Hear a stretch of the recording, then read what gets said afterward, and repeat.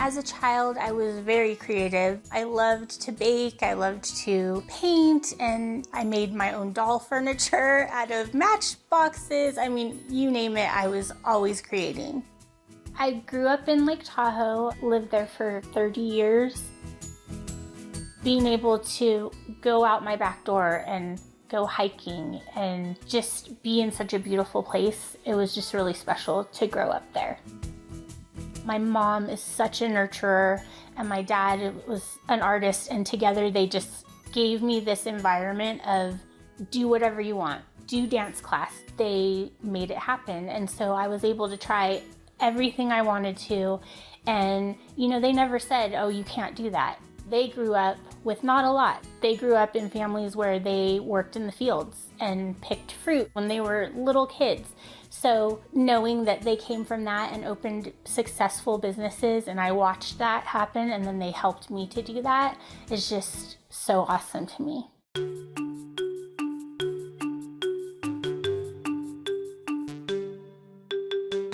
My name is Roberta Cota-Montgomery, and I am the founder of the Sugared Squirrel. I was making gifts just for friends and family for Christmas one year, and a couple weeks after Christmas, I had people calling and going, oh, my friend saw those cookies that you gave me. They want to know if you'll make some for their child's birthday or their anniversary. And by February, I got my cottage license and started doing this full time because I was so busy. The name, The Sugared Squirrel, came about because my friends and family are constantly telling me how I'm such a squirrel. I just, one thing to the other. So it kind of fit, you know, sugared squirrel for cookies. I'm just all over the place with making things all the time. I definitely feel like a squirrel most of the time.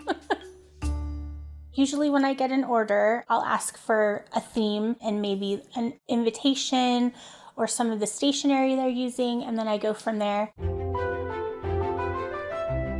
Sometimes I'll go on Pinterest and just look up fashion or things like that. Most of the time I won't look at other cookies on purpose. I want to come up with my own designs. When I come up with a set, I usually try to tie in maybe like a wedding dress, say for a wedding or a bridal shower. I'll ask if I can see a picture of their wedding dress, and then I'll try to mimic the shape of the dress or put in the pattern somewhere on the cookies, and I'll try to do multiple designs. It could be a ring or the flowers that they're using for their wedding, things like that. Just knowing a little bit about them before I design their set allows me to add something of their story into that set.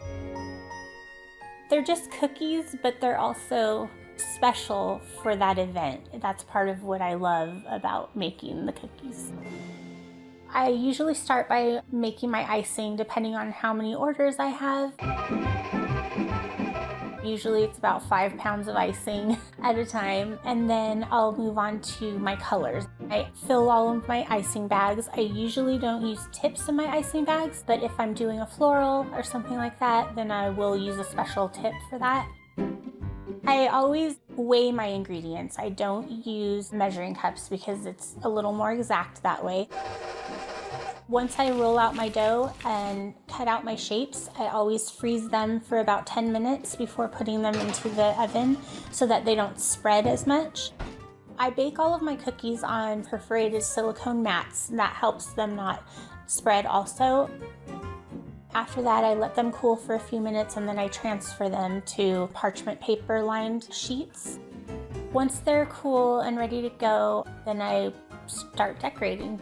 The way I give my cookies some depth is I try to add texture wherever possible. I also sometimes will use airbrushing or using a paintbrush with edible color. Decorating is definitely my favorite part. It does become a family thing sometimes. Everyone just comes together. My dad, my mom, my kids, everybody's helping me packaging. They are the best cheerleaders. I'm Mexican American, and our culture, I feel like everything evolves around food a lot. As a family, everything was always cooking and baking and eating and celebrations and just a lot of people together all the time. I think that all translates into a lot of my work as well. And I love being able to represent my culture in that way. I definitely think of my cookies as edible art. I do have a rule though. I always tell people, if you're gonna buy the cookies, you have to eat them. Because a lot of people don't want to eat them, but that's what they're there for, so you have to eat them. Part of the fun of it is getting to destroy the work of art. Seeing it so pretty and then taking a bite out of it.